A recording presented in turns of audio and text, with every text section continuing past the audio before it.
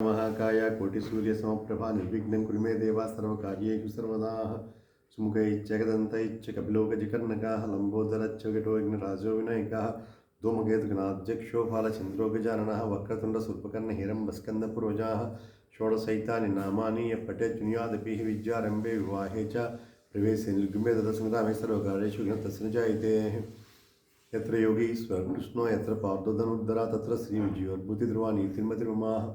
అందరికీ కూడా శ్రీ క్రోధినామ సంవత్సర మకర సంక్రాంతి శుభాకాంక్షలు, దీవెనలు. ఈ రోజు విశేషత ఏమి, ఈ రోజు యొక్క ప్రాముఖ్యత ఏమి? ఈరోజు మకర సంక్రాంతి అంటున్నాం. మీరు ఎవరైనా ఎప్పుడైనా వృషభ సంక్రాంతి, మిథున సంక్రాంతి అలాంటివి వినలేదు కదా మీరు? కానీ అవన్నీ వస్తూ ఉంటాయి. ఏంటంటే గ్రహాలు, నవగ్రహాలు కూడా ఈ 12 రాసుల్లో చలిస్తూ ఉంటాయి. ఆ రకంగా నవగ్రహాలు కూడా చలిస్తూ ఉన్నప్పుడు మీరు వినే ఉంటారు. ఏంటంటే అది గురుడు ఒక రాశి నుంచి ఒక రాశికి మారితే ఒక్కొక్క నదికి పుష్కరాలు వస్తూ ఉంటాయి. పుష్కరాలు విని ఉంటారు మీరు. అలా సింహరాశిలోకి వస్తే గోదావరి పుష్కరాలు వస్తాయి. అలా రాశులు మారుతున్నప్పుడు గురుడికి ఏ రకంగా పుష్కరాలు వస్తాయో ప్రతి నెల కూడా రాశి మారుతున్నప్పుడు, ఎవరు రాశి మారుతున్నప్పుడు రవి అంటే మన సూర్యనారాయణ స్వామి వారు రాశి మారుతూ ఉంటే కనుక సంక్రమణం ఏర్పడుతూ ఉంటుంది. ప్రతి నెల సంక్రాంతి ఉంటుంది, ప్రతి నెల సంక్రాంతి ఉంటుంది. కానీ ఇదేంటిది, మకర సంక్రాంతి రాగానే పెద్ద పండుగని చేసుకుంటున్నాం. మకర సంక్రాంతి పెద్ద పండుగ ఏంటి? అన్ని రాష్ట్రాల్లాగా ఇది కూడా మామూలు సంక్రాంతే కదా? కాదు. మకర సంక్రాంతి అంటే ఏంటంటాను, మకరంలోకి సూర్యనారాయణ స్వామి రాగానే మకర సంక్రమణం అంటారు. పెద్ద పండుగ ఇది. ఎందుకు పెద్ద పండుగ అయినది మకర సంక్రాంతి? ఈ విశేషం తెలుసుకోండి. ఏంటంటే దీంట్లో ఏ రోజైతే సూర్యనారాయణ స్వామి వారు మకర సంక్రాంతి కారణమయ్యారో, మకర రాశిలో ప్రవేశించారు, ఆ రోజు నుంచి ఉత్తరాయణ పుణ్యకాలం ఆరంభమవుతుంది. ఉత్తరాయణ పుణ్యకాలం అంటే దేవతలది, దక్షిణాయనం అంటే పితృదేవతలది.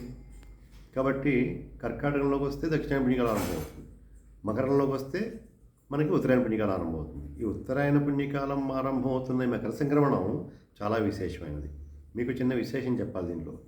ఈ వీడియోకి ముఖ్య ఉద్దేశం ఏంటంటే, ఎవరైతే తమ జీవితంలో తమ గమ్యం చేరలేక ఇబ్బంది పడుతున్నారో, ఏ ఇంట్లో అయితే తన కూతురికి పెళ్లి కాక, కొడుకు ఉద్యోగం రాక, తన రుణాల్లో ఉండడం, అనేక సమస్యలు తీరకుండా ఉండిపోవడం, ఎవరిని ఏమడిగినా కూడా ఆ సమస్యకి పరిష్కారం చెప్పలేకపోవడం, అనేక రకమైనటువంటి మనోరథ విషయాలు ఏమాత్రం దగ్గరగా లేకపోవడం, అనారోగ్యంతో బాధపడుతూ ఉండడం, ఆత్మీయులతో విభేదాలు ఉండడం, ఇవన్నీ కూడా ధర్మ మార్గంలో నడుద్దామంటే ఆటంకాలు ఏర్పడడం, ఇలాంటి సమస్యలు ఎవరున్నా కూడా వారికి పరిష్కారం ఈ వీడియో. ఈ మకర సంక్రమణం అంటే ఈరోజు సూర్యనారాయణ స్వామి, ఇది పుష్యమాసము. పుష్యమాసంలో ఈరోజు స్వామి మకరంలోకి ప్రవేశిస్తున్నారు. మకర సంక్రాంతి వచ్చింది. మళ్ళీ మాఘమాసంలో ఆయన మకరం నుంచి కుంభంలోకి వెళ్ళిపోతారు ఫిబ్రవరి 12వ తారీఖుని.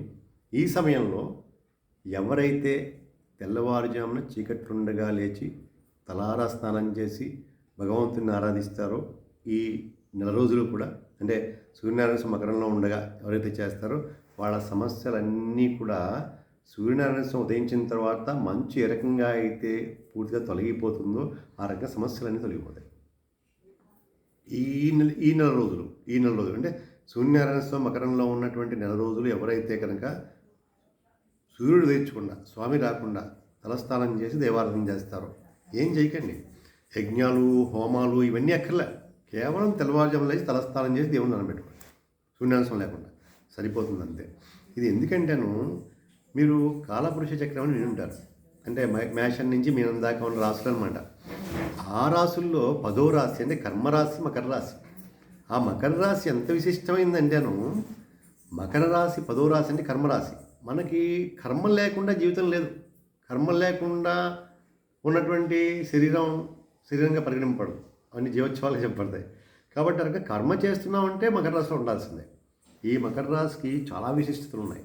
మొదటి విశిష్టత ఏంటంటేను, దాంట్లోనే కలియుగ దైవం వెంకటేశ్వర స్వామి వారి నక్షత్రం ఉంది. ఆయన సతీమణి శ్రవణ నక్షత్రం వెంకటేశ్వర స్వామి వారిది. అదే రకంగా ఆయన సతీమణి అమ్మవారు అలివేలు మంగమ్మ తల్లిది ఉత్తరాషాఢ నక్షత్రం. 2 నక్షత్రాలు దాంట్లోనే ఉన్నాయి. దీంతోపాటు ఇంకో విశేషం ఉంది. అది శని భగవానుడి రాశి. శని భగవానుడు అంటే ధర్మదేవత. శని భగవాన్ని ఏకవచనంతో సంబోధించకూడదు. ఎక్కడైతే శని భగవానులు ఉంటారో అక్కడ ఆ వ్యక్తి అదృష్టవంతుడు.